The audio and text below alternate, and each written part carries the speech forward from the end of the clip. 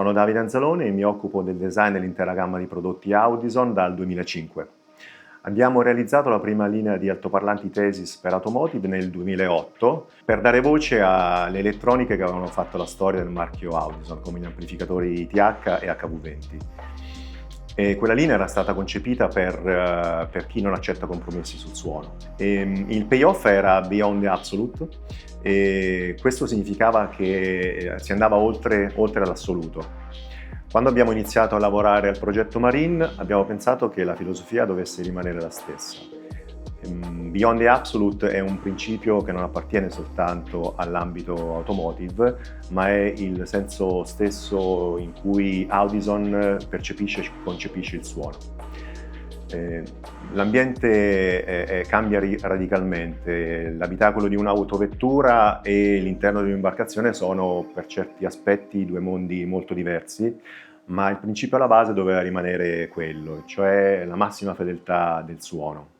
Dal lato del design abbiamo iniziato partendo dalla griglia TH nella versione Car, ma in questa gamma Marine abbiamo introdotto una importante novità. È stato introdotto infatti il tweeter iconico TH all'interno della griglia, e questo ha moltiplicato enormemente i vincoli progettuali, ma ci ha anche permesso di realizzare un prodotto che fosse molto potente, molto compatto e molto riconoscibile.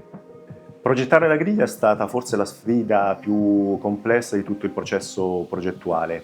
La forma doppia onda non è una scelta casuale, ma deriva dal heritage della versione Car di questa linea. La funzione di una griglia è quella di proteggere l'altoparlante e soprattutto la parte mobile dell'altoparlante e allo stesso tempo garantire la massima trasparenza acustica. Tuttavia, protezione e trasparenza acustica sono due principi che spingono in direzioni opposte. E quindi trovare il giusto equilibrio tra questi due principi ha richiesto un profondo lavoro di ottimizzazione, soprattutto nelle forme e negli spessori. C'era poi il tema dei fori di fissaggio.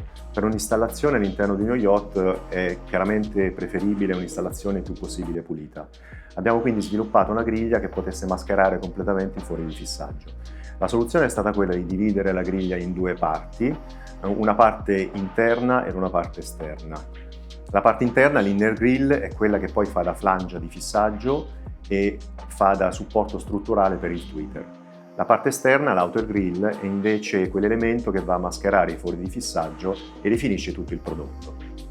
Andare a lavorare su questa integrazione di forma, funzione acustica e struttura meccanica ha richiesto un lavoro di ottimizzazione profondo, soprattutto in merito a quelli che erano spessori e ingombri a disposizione. Poi c'era il tema dell'illuminazione RGB. All'interno di uno yacht il prodotto deve illuminare in maniera che non stoni con l'ambiente circostante. Abbiamo quindi introdotto un circuito tunable white che permette una regolazione continua del bianco per abbinarsi e integrarsi in maniera perfetta all'illuminazione a bordo. Abbiamo inserito la sorgente LED sotto la parte mobile e per questo motivo abbiamo dovuto utilizzare un materiale performante e traslucido per il cono per garantire la perfetta diffusione della luce. Avere diviso la griglia in due componenti distinti ci ha offerto una importante opportunità progettuale. Essendo la griglia esterna un elemento intercambiabile e installabile velocemente e soprattutto senza utilizzo di viti o specifici tool, ma semplicemente con un meccanismo a scatto, ci ha permesso di farla diventare un forte strumento di personalizzazione.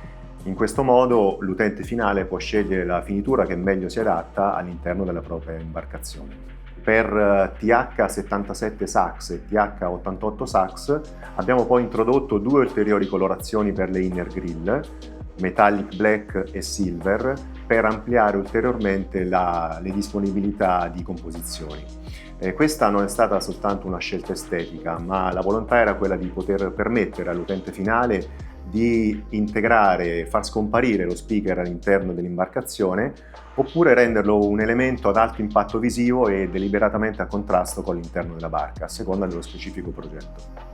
Thesis Integra è l'altra anima della gamma. Qua il montaggio è flush, quindi a filo con la superficie. I componenti Integra possono essere installati sia all'interno che nelle zone esterne dell'imbarcazione. La griglia in questo caso è a totale copertura e protezione dell'altoparlante, la mesh è molto sottile ed è proprio pensata per quasi nascondersi all'interno dell'architettura. Anche il pattern di foratura è stato oggetto di progettazione ed è il risultato di un lavoro su un algoritmo generativo proprietario, il cui effetto finale è quello di un gradiente di forature che parte da una forma circolare e termina in una forma romboidale man mano che ci si avvicina al perimetro della griglia. Il basket dell'altoparlante è l'elemento che tiene insieme tutti i componenti dello speaker. L'ambiente marino è un ambiente estremo, abbiamo tutte le vibrazioni che abbiamo anche nell'autovettura, ma in più si aggiungono ulteriori criticità come umidità, salsedine, forti schizzi d'acqua, sbalzi di temperatura. Abbiamo quindi disegnato il cestello e quindi il basket strutturale dell'altoparlante perché contenesse tutti gli elementi elettronici dell'oggetto, del prodotto, compresi i cablaggi e i componenti per il crossover, all'interno di un case ermetico certificato IP65. E abbiamo utilizzato dei connettori Deutsch, che sono gli stessi connettori che vengono utilizzati in ambiente industriale ed aerospace. La scelta di questi connettori non è stata solo dettata dalla loro durabilità, ma i Deutsch garantiscono anche un'estrema facilità e velocità di installazione e cablaggio, e questo è assolutamente un vantaggio percepito dall'installatore che vuole un'installazione molto veloce e rapida senza margine di errori. Questi connettori sono molto robusti e ovviamente a tenuta stagna, ma proprio per questo motivo sono impattanti a livello di ingombro, per cui la loro integrazione all'interno delle razze del basket ha richiesto un profondo lavoro di ottimizzazione di spessori, inclinazione delle razze e soprattutto di ricavare delle zone che permettessero un facile accesso alle dita per l'estrazione. Per le elettroniche il processo progettuale è stato chiaramente molto simile, pur partendo da alcuni principi diversi. L'amplificatore BIT è realizzato in pressofuso di alluminio. Il prodotto si presenta con un linguaggio molto asciutto e pulito. Abbiamo eliminato le classiche alettature esterne a vista, abbiamo lavorato più internamente su alcuni spessori aggiuntivi per poter ottimizzare la dissipazione passiva. Il prodotto si presenta in total black, molto pulito, con un design molto moderno, spigoli arrotondati, forme morbide e con un inserto in alluminio che integra il logo. Sulla superficie superiore abbiamo integrato una lavorazione, una forma tridimensionale ispirata alle onde, che poi è l'idea alla base di tutta la gamma Marine. Quello che abbiamo cercato di progettare quindi non è semplicemente una nuova linea di amplificatori e altoparlanti Marine. Abbiamo cercato di definire proprio un nuovo modo di vivere il suono a bordo, più preciso, più naturale e più integrato. Perché il suono a bordo non è mai soltanto prestazione tecnica, ma è proprio l'esperienza vera di come si vive all'interno di un'imbarcazione e soprattutto cambia il modo in cui le persone vivono quell'ambiente. Per questo motivo ogni scelta di design è stata rivolta ad un unico obiettivo, quello di realizzare dei prodotti che fossero sì presenti ma comunque mai invadenti, con una forte personalità ma che comunque fossero perfettamente integrati all'interno dell'architettura dell'imbarcazione, sempre tutto a servizio della fruizione e della esperienza sonora.